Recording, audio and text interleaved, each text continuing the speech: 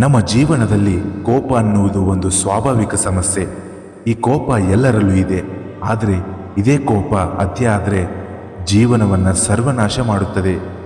ಕೋಪದ ಕೈಗೆ ಬುದ್ಧಿ ಕೊಟ್ಟು ಹಲವಾರು ಎಡವಟ್ಟುಗಳನ್ನು ಈ ಮನುಷ್ಯ ಮಾಡಿಕೊಳ್ಳುತ್ತಾನೆ. ಆ ತಪ್ಪನ್ನು ತಿದ್ದಿಕೊಳ್ಳಲು ಆತನಿಗೆ ಸಮಯ ಸಿಗಬಹುದು ಅಥವಾ ಸಿಗದೇನೂ ಇರಬಹುದು. ಆದರೆ ಪಶ್ಚಾತ್ತಾಪದ ಕುಂಡದಲ್ಲಿ ಬದುಕುವ ಸಾಧ್ಯತೆ ಹೆಚ್ಚಾಗಿರುತ್ತದೆ. ಸ್ನೇಹಿತರೆ, ನಿಮಗೆ ಗೊತ್ತಿರುವ ಪ್ರಕಾರ ಇತ್ತೀಚೆಗೆ ನಮ್ಮ ಕರ್ನಾಟಕದಲ್ಲಿ ಒಬ್ಬ ಮಹಾನ್ ಕಲಾವಿದ ಒಂದು ಹೆಣ್ಣಿಗೋಸ್ಕರ ಕೋಪದ ಕೈಗೆ ಬುದ್ಧಿ ಕೊಟ್ಟು ಜೈಲು ಸೇರಿದ್ದಾರೆ. ಸಣ್ಣ ವಿಷಯವನ್ನು ಆರಾಮಾಗಿ ಚಿಕ್ಕದಾಗಿ ಮುಗಿಸುವುದು ಬಿಟ್ಟು ಕೋಪದ ಕೈಗೆ ಬುದ್ಧಿ ಕೊಟ್ಟು ತನ್ನ ಜೀವನದಲ್ಲಿ ಬಂದಂತಹ ಖ್ಯಾತಿಯನ್ನೇ ಮಣ್ಣು ಪಾಲಾಗಿಸಿದ್ದಾನೆ. ಇವತ್ತಿನ ವಿಷಯ ಏನೆಂದರೆ, ಕೋಪವನ್ನು ನಾವು ಏಕೆ ಮಾಡಿಕೊಳ್ಳುತ್ತೇವೆ, ಕೋಪ ನಮ್ಮನ್ನು ಹೇಗೆ ಕೊಂದು ಹಾಕುತ್ತದೆ ಅನ್ನೋದೇ ಇವತ್ತಿನ ಟಾಪಿಕ್. ಭಗವಾನ್ ಶ್ರೀಕೃಷ್ಣ ಪರಮಾತ್ಮರು ಹೇಳ್ತಾರೆ, ಕಾಮ, ಕೋಪ, ಮದ, ಮತ್ಸರ ಇವೆಲ್ಲವನ್ನ ಯಾರು ಬಿಟ್ಟು ಬದುಕುತ್ತಾರೋ ಅವರು ತಮ್ಮ ಜೀವನದಲ್ಲಿ ಒಳ್ಳೆಯ ವ್ಯಕ್ತಿಗಳಾಗಿ ಸಾತ್ವಿಕ ಬದುಕನ್ನು ಸಾಗಿಸುತ್ತಾರೆ. ಆಧ್ಯಾತ್ಮಿಕವಾಗಿ ಅವರಿಗೆ ಗೊತ್ತಿಲ್ಲದ ಹಾಗೆ ಜೀವನದಲ್ಲಿ ಒಳ್ಳೆಯ ಕಾರ್ಯಗಳನ್ನು ಮಾಡುತ್ತಾ ಹೋಗುತ್ತಾರೆ.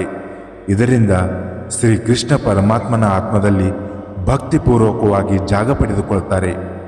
ಈ ಜಗತ್ತಿನಲ್ಲಿ ಈ ಕೋಪದಿಂದ ಕೆಟ್ಟವರು ತುಂಬ ಜನ ನಮಗೆ ಕಾಣಲು ಸಿಗುತ್ತಾರೆ. ಅಂಥದ್ರಲ್ಲಿ ಕೋಪ ಇರಬಾರದು ಅಂತ ಅಲ್ಲ, ಕೋಪವನ್ನು ಸಂದರ್ಭಕ್ಕೆ ತಕ್ಕಂತೆ ಬಳಸಿ ಆಮೇಲೆ ಶಾಂತಿಯಿಂದ ಇರಬೇಕು. ಈ ಕತೆ ಕೇವಲ ಕಾಲ್ಪನಿಕ ಕತೆ ಸ್ನೇಹಿತರೆ. ಒಂದು ಗುರುಕುಲ ಇತ್ತು.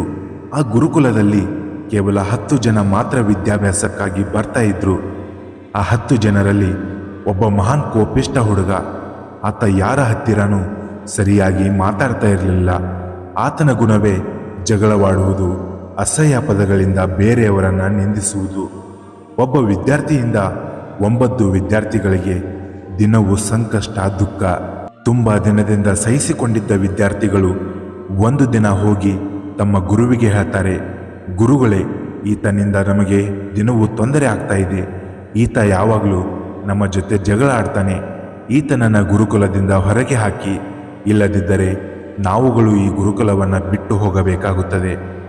ವಿದ್ಯಾರ್ಥಿಗಳ ಮಾತನ್ನು ಕೇಳಿದ ಗುರುಗಳು ಅವರ ಮನವೊಲಿಸಿ ಅವರ ತೊಂದರೆಗೆ ಪರಿಹಾರವನ್ನು ಕೊಡಲು ಮುಂದಾಗ್ತಾರೆ. ಒಂದು ದಿನ ಎಲ್ಲ ವಿದ್ಯಾರ್ಥಿಗಳನ್ನು ಕರೆದು ಕೋಪಂ ಮನುಷ್ಯಂ ಸರ್ವನಾಶಂ ಈ ವಾಕ್ಯದ ಬಗ್ಗೆ ತಿಳಿಸಿ ಹೇಳ್ತಾರೆ. ಒಂದೂರಲ್ಲಿ ಒಬ್ಬ ಹುಡುಗ ಇದ್ದ. ಆತ ಎಷ್ಟು ಕೋಪಿಷ್ಟ ಅಂದರೆ ತನ್ನ ಸ್ವಂತ ತಂದೆ ತಾಯಿಗೆ ಯಾವುದೇ ಮರ್ಯಾದೆಯನ್ನು ಕೊಡುತ್ತಿರಲಿಲ್ಲ. ಇನ್ನು ಹೊರಗಡೆ ಜನಕ್ಕಂತೂ ಆತನನ್ನು ಕಂಡರೆ ಯಾರಿಗೂ ಇಷ್ಟವಾಗುತ್ತಿರಲಿಲ್ಲ. ಪ್ರತಿದಿನ ಜಗಳವಾಡಿ ಮನೆಗೆ ಗಾಯ ಮಾಡಿಕೊಂಡು ಬರುವುದೇ ಅಭ್ಯಾಸವಾಗಿತ್ತು. ಮಗನ ಈ ಕೆಟ್ಟ ಕೋಪದ ಗುಣದಿಂದ ಬೇಸತ್ತು ಹೋಗಿದ್ದ ತಂದೆ ತಾಯಿಗಳು ಚಿಂತಾಜನಕವಾಗುತ್ತಾರೆ. ಎಷ್ಟೇ ಆದರೂ ಹೆತ್ತ ಮಗ ಅಲ್ವಾ, ಹೇಗಾದರೂ ಮಾಡಿ ನನ್ನ ಮಗನನ್ನು ಈ ಕೋಪದಿಂದ ಮುಕ್ತಗೊಳಿಸಬೇಕು, ಜೀವನದ ಸಂದೇಶವನ್ನು ಆತನಿಗೆ ಅರ್ಥ ಮಾಡಿಸಬೇಕು ಎಂದು ತಂದೆ ಒಂದು ಉಪಾಯವನ್ನು ಮಾಡ್ತಾರೆ. ಒಂದು ದಿನ ಆ ಹುಡುಗ ತಿರುಗಾಡಲು ಹೊರಗಡೆ ಹೊರಟಿದ್ದಾಗ ತಂದೆ ಆತನನ್ನು ಕರೆದು ಎಲ್ಲಿ ಹೊರಟಿರುವೆ ಎಂದು ಕೇಳುತ್ತಾರೆ. ಆಗ ಮಗ ಕೋಪದಿಂದ, ಇನ್ನೆಲ್ಲಿ ಹೊರಟಿರುವೆ, ನಾನು ಹೊರಗಡೆ ಆಟ ಆಡಲು ಹೊರಟಿದ್ದೇನೆ, ನನ್ನನ್ನು ಬಿಟ್ಟು ಬಿಡಿ ಎಂದು ತಂದೆಗೆ ಉತ್ತರಿಸುತ್ತಾನೆ. ಆಗ ತಂದೆ ಹೇಳ್ತಾರೆ, ಮಗು, ನೀನು ಏನಾದರೂ ಮಾಡು, ನಾನು ಏನು ನಿನಗೆ ಕೇಳುವುದಿಲ್ಲ. ಆದರೆ ನಾನು ಹೇಳಿದ ಒಂದೇ ಒಂದು ಮಾತನ್ನು ಪಾಲಿಸಬೇಕು. ಏನದು, ಬೇಗ ಹೇಳಿ ಎಂದು ಮಗ ಉತ್ತರಿಸಿದ. ನೀನು ದಿನವೂ ಎಷ್ಟು ಜನರ ಜೊತೆ ಜಗಳವಾಡುತ್ತೀಯೋ ಅಷ್ಟು ಜನರ ಪರವಾಗಿ ಈರುಳ್ಳಿಯನ್ನು ನೀನು ಚೀಲದಿಂದ ತುಂಬಿಕೊಂಡು ಬರಬೇಕು ಎಂದು ಮಗನಿಗೆ ಸವಾಲನ್ನು ಹಾಕುತ್ತಾರೆ. ಮಗನು, ಹಾಂ, ಇದು ಒಂದು ಕೆಲಸವೇ, ಆಯಿತು, ನೀವು ಹೇಳಿದ ಹಾಗೆ ಮಾಡ್ತೀನಿ ಎಂದು ಅಲ್ಲಿಂದ ಹೊರಟು ಹೋಗುತ್ತಾನೆ. ಸಂಜೆ ಹೊತ್ತಿಗೆ 5-6 ಈರುಳ್ಳಿಗಳನ್ನು ತುಂಬಿಕೊಂಡು ಬಂದಿದ್ದ. ಇದೇ ರೀತಿ ಆತ 15 ದಿನಗಳವರೆಗೆ ಮಾಡುತ್ತಾನೆ. ಚೀಲವು ತುಂಬಿ ಹೋಗುತ್ತದೆ. ಕೆಳಗೆ ಇದ್ದ ಈರುಳ್ಳಿಗಳು ಮೇಲಿನ ಈರುಳ್ಳಿಗಳ ಭಾರದಿಂದ ಕೊಳೆತು ಹೋಗಿ ರಸವನ್ನು ಬಿಟ್ಟಿದ್ದವು. ತುಂಬ ಕೆಟ್ಟ ವಾಸನೆ ಆ ಚೀಲದಿಂದ ಬರುತ್ತಿತ್ತು.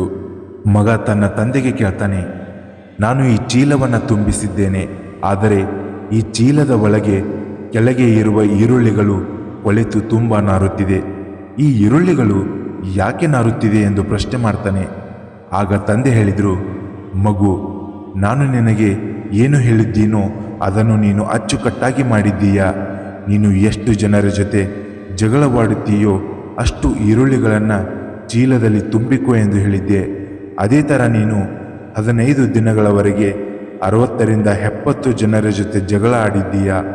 ಅಷ್ಟು ಈರುಳ್ಳಿಗಳು ಇಲ್ಲಿವೆ. ಕೆಳಗೆ ಸಿಲುಕಿಕೊಂಡಿರುವ ಈರುಳ್ಳಿಗಳು ಕೊಳೆತು ನಾರುತ್ತಿವೆ. ಇದರಿಂದ ನಾನು ನಿನಗೆ ಏನು ಹೇಳಲು ಹೊರಟಿದ್ದೇನೆ ಎಂದರೆ, ನಿನ್ನ ಕೋಪದಿಂದ ನೀನು 70 ಈರುಳ್ಳಿಗಳನ್ನು ತಂದಿದ್ದೀಯ, ಆದರೆ ಈ ಈರುಳ್ಳಿಗಳು ಕೊಳೆತು ಹೋಗಿವೆ. ಅದೇ ರೀತಿ ನೀನು 70 ಜನರ ಜೊತೆ ಜಗಳವಾಡಿದ್ದೀಯ. ಆ 70 ಜನರ ದೃಷ್ಟಿಯಲ್ಲಿ ನೀನು ಕೊಳೆತು ನಾರುತ್ತಿದ್ದೀಯ. ಕೋಪ ನಿನ್ನನ್ನು ಸರ್ವನಾಶ ಮಾಡಿದೆ. ನಿನಗೆ ಕಷ್ಟ ಕಾಲ ಬಂದಾಗ ಯಾರೂ ನಿನಗೆ ಸಹಾಯ ಮಾಡುವುದಿಲ್ಲ, ಏಕೆಂದರೆ ನಿನ್ನ ಕೆಟ್ಟ ಕೋಪದಿಂದ ನೀನು ಅವರ ಜೊತೆ ಜಗಳವಾಡಿ ಅವರ ಕೆಂಗಣ್ಣಿಗೆ ಗುರಿಯಾಗಿದ್ದೀಯ. ಆದರೆ ಇನ್ನು ಕಾಲ ಮಿಂಚಿಲ್ಲ ಮಗು, ನೀನು ಬದಲಾಗಬೇಕು. ಕೋಪವನ್ನು ನಿಯಂತ್ರಣ ಮಾಡಿಕೊಂಡು ಶಾಂತಿ ಮೂರ್ತಿಯ ಹಾಗೆ ಪರಿವರ್ತನೆ ಆಗಬೇಕು. ಇದರಿಂದ ನಿನ್ನ ವ್ಯಕ್ತಿತ್ವ ಬದಲಾಗುತ್ತೆ. ನಿನ್ನನ್ನು ಇಷ್ಟಪಡುವವರು ಹೆಚ್ಚಾಗುತ್ತಾರೆ. ಎಲ್ಲರ ದೃಷ್ಟಿಯಲ್ಲಿ ನೀನು ಹೂವಿನ ಹಾಗೆ ಬದಲಾಗುತ್ತೀಯ. ಇತಿಹಾಸ ತಿರುಗಿ ನೋಡು. ಕೋಪದಿಂದ ಕೆಟ್ಟವರೇ ಹೊರತು ಯಾರೂ ಕೂಡ ಉದ್ಧಾರವಾಗಿಲ್ಲ ಎಂದು ತಮ್ಮ ಮಗನಿಗೆ ಜೀವನದ ಬಗ್ಗೆ ಸಂದೇಶವನ್ನು ನೀಡುತ್ತಾರೆ. ಅದೇ ರೀತಿ ಆ ಹುಡುಗನು ಕೂಡ ಬದಲಾಗುತ್ತಾನೆ. ಈ ಕಥೆಯನ್ನು ಹೇಳಿದ ಗುರುಗಳು ಕೋಪವನ್ನು ತುಂಬಿಕೊಂಡಿದ್ದ ವಿದ್ಯಾರ್ಥಿಯನ್ನು ಕರೆದು, ಈ ಕಥೆಯು ನಿನಗೆ ಹೇಳಿದ್ದು ಕೋಪದಿಂದ ಏನು ಸಿಗುವುದಿಲ್ಲ, ಕೇವಲ ದುಃಖ ಮಾತ್ರ ಪ್ರಾಪ್ತಿಯಾಗುತ್ತೆ.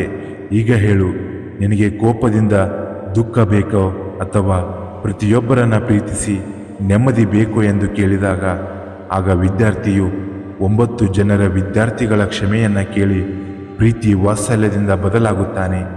ಈ ಕಥೆಯು ನಿಮಗೆ ಅರ್ಥವಾಗಿದೆ ಎಂದು ತಿಳಿದುಕೊಳ್ತಾ ಇದ್ದೀನಿ. ಒಂದಂತೂ ಸತ್ಯ, ಹೆಣ್ಣು ಹಣ್ಣು ಮಣ್ಣು ಹಾಗೂ ಕೋಪದ ಹಿಂದೆ ಬಿದ್ದವರು ಕೆಟ್ಟವರಾಗಿದ್ದಾರೆ ಹೊರತು ಯಾರೂ ಕೂಡ ಉದ್ಧಾರವಾಗಿದ್ದು ಚರಿತ್ರೆಯಲ್ಲಿ ಇಲ್ಲ. ಇನ್ನಷ್ಟು ಹೆಚ್ಚಿನ ಮೋಟಿವೇಶ್ನಲ್ ಕಥೆಗಳಿಗಾಗಿ ನಮ್ಮ ಯೂತ್ ಮೋಟಿವೇಶನ್ಸ್ ಕನ್ನಡ ಚಾನೆಲನ್ನು ಲೈಕ್ ಮಾಡಿ, ಸಬ್ಸ್ಕ್ರೈಬ್ ಮಾಡಿ ಹಾಗೂ ಬೆಲ್ ಐಕಾನ್ ಮೇಲೆ ಕ್ಲಿಕ್ ಮಾಡಿ. ಧನ್ಯವಾದಗಳು. ಜೈ ಹಿಂದ್, ಜೈ ಕರ್ನಾಟಕ ಮಾತೆ.